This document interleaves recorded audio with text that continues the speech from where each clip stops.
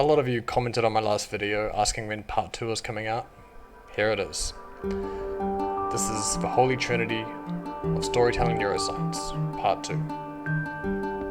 So in part 1 we covered the mirror neuron system, which is like the surround sound in your head which lets you simulate the story. And the default mode network, which makes us think about the story and try and figure it out and get in there, you know. So what is the third part of the Holy Trinity? It's the fucking salience network. The salience network is part of our brain that filters stimuli for importance. So basically, it tells us what we should pay attention to and what we should ignore.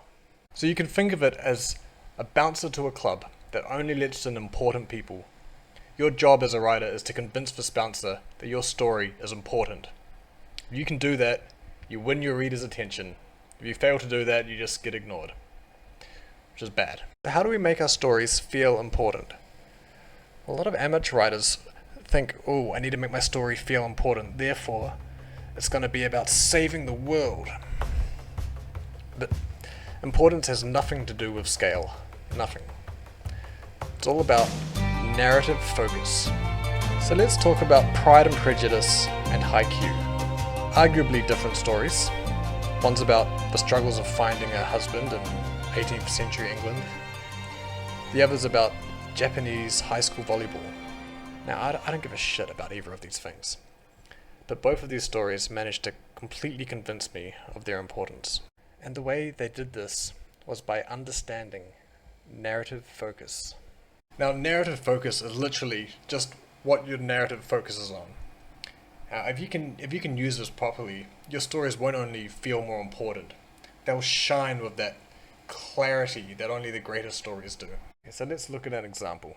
Pride and Prejudice starts by introducing us to Elizabeth, a young woman who needs a husband. Sounds kind of shit, but the story world is shrunk completely down until it shines with this focused clarity of finding a husband. Every scene reinforces the importance of finding a husband. We learn that unmarried women can't inherit land. So marriage becomes more than just a social expectation, it's now about survival. Scenes are spent weighing up the pros and cons of potential suitors, gossiping about unmarried men. We are shown happily married women, unhappy spinsters. There's this narrative obsession about marriage. So as you're watching, you can't help but get on board with her goals to find a husband, because in the story world it's literally the only thing that matters. So there's no scenes that distract you from the main goal of finding a husband. You know, we don't explore the political landscape or look at Elizabeth's hobbies. No, none of that. Pride and Prejudice knew exactly what it was about and used narrative focus to create a masterpiece. It's the same thing with Haikyuu. Like, why would we care about high school volleyball? It's because that's what the narrative focuses on. And whatever the narrative focuses on, that's what we care about. Like, the first scene is our main character standing on a volleyball court talking about volleyball. The second scene, we see two old guys out on the street watching volleyball through a shop window and talking about professional volleyball.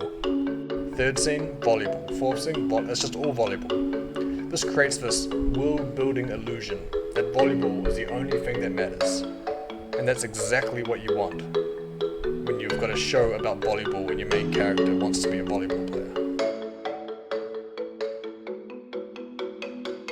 I think like a less experienced writer would get in there and be like, well, it can't all be about volleyball. That's just preposterous. It's just unrealistic.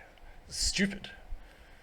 So they'll widen the narrative focus, make it very unclear what you're supposed to care about, and then all of a sudden it's just, you're done. You're done. So this is how you can make a story about literally anything feel significant. So as long as your narrative focus lines up with your main character's goal, your story is going to feel important. And if your story feels important, then you win. So the best way to get past the salience network bouncer is narrative focus. But it's not the only way. There's a few tricks we can use to get past them. Our brains love completing patterns. You know, we love crossing things off lists. We love cause and effect. We like watching that DVD logo bounce around the screen because we just can't wait until it gets into the fucking corner and oh. So what am I getting at here? Well, imagine we include one of these well-known patterns into our writing, but then completely withhold the conclusion of that pattern. What do you think happens? Well, I'll tell you what happens.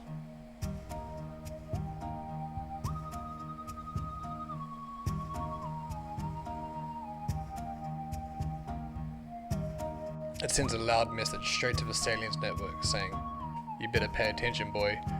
I don't give a shit about anything else. We need to complete this fucking pattern." Like, we've all watched that shitty TV show and we're contemplating just stopping after this episode, but then they hit you with that cliffhanger and you're just like, oh, for fuck's sake. Like, you just have to watch the next episode now. You don't have a choice. Wield this power responsibly. Think of it like clickbait. If you use it too much, then no one's going to respect you as a person. So Brandon Sanderson has brilliant advice about these cliffhangers. He says, never end a chapter with, "He opened the door and..." because that just pisses you off. Instead, end it with the reveal.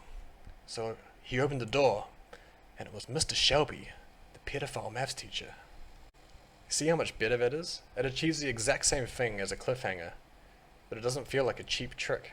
So cliffhangers, an extremely powerful tool to get past the salience network bouncer. And it's just simple cause and effect. You give the cause, withhold the effect, and all of a sudden, your story becomes extremely important because we want to satisfy that cause and effect chain. There's other ways we can play with this cause and effect chain as well. I made a video about why spoiling stories actually makes them more interesting. Because spoilers are basically jumping straight to the effect without giving the cause, and this lights up the salience network in the exact same way. So there's a great example of this in Dark Season 3. They introduce this one character and he's wearing one of these like medical grade eye patches, but they never explain what happened to his eye. And he's one of the main characters of this season, and he keeps appearing episode after episode. And I remember being in the Reddit comment section after each episode, you know, I like to read the theories and everyone's reactions, and all anyone can talk about is like theories about this guy's eye, like what happened to this guy's eye, like we're never going to tell us about his eye, and everyone was just so engaged with this guy's eye. It was like, that's all I can remember about that entire season. It just goes to show how powerful this stuff can be. Okay, that's the end of the show. The key takeaway here is that writing doesn't need to be that hard. Humans are wired to take in stories. All you need to do as a writer is plant the right seeds, step back, and let the garden grow in your reader's mind.